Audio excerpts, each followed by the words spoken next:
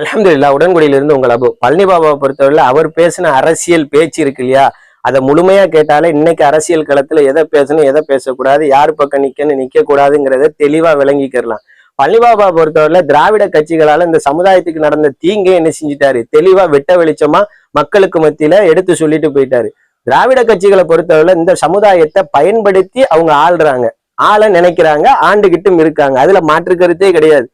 அதே நேரத்துல கருணாநிதி இந்த சமுதாயத்துக்கு என்ன கேடு செஞ்சாரு, ஜெயலலிதா அம்மையார் என்ன செஞ்சாங்க, அதையெல்லாம் தாண்டி காங்கிரஸும் இந்த சமுதாயத்துக்கு என்ன கேடு செஞ்சுச்சுங்கிறதையும் அவரு மக்களுக்கு மத்தியில என்ன செஞ்சாரு, வெட்ட வெளிச்சமா பேசிட்டு போயிட்டாரு.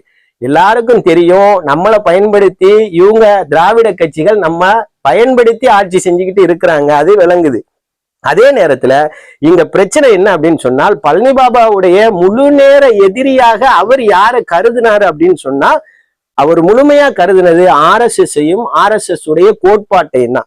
இந்த பாசிச சிந்தனை உள்ளவர்களை எதிர்த்துதான் அவர் களம் கண்டாரு, முழு நேர எதிரியாகவும் கருதினார். பயன்படுத்தி ஆள்றவனை நான் எப்ப நினைச்சாலும் மாத்திக்கிறலாம், ஆனா என்ன அழிக்கணும்னு நினைக்கிற அந்த சித்தாந்தத்தை, அந்த கோட்பாட்டை தான் நான் முதல்ல என்ன செய்யணும், எதிராக பார்க்கணும், எதிர்த்து நிக்கணும். அப்படிங்கிற ஒரு விஷயத்துல பழனி பாபா ரொம்ப தெளிவா எதிர்த்து நின்றார். இப்ப உள்ள கால சூழ்நிலையில கூட என்ன பயன்படுத்தி ஆள்ற திராவிட கட்சிகளை நான் எதிர்த்து நிக்கிறதை விட எதிர்த்து நிக்கிற அவசியமும் இல்லை, தேவையும் இல்லை.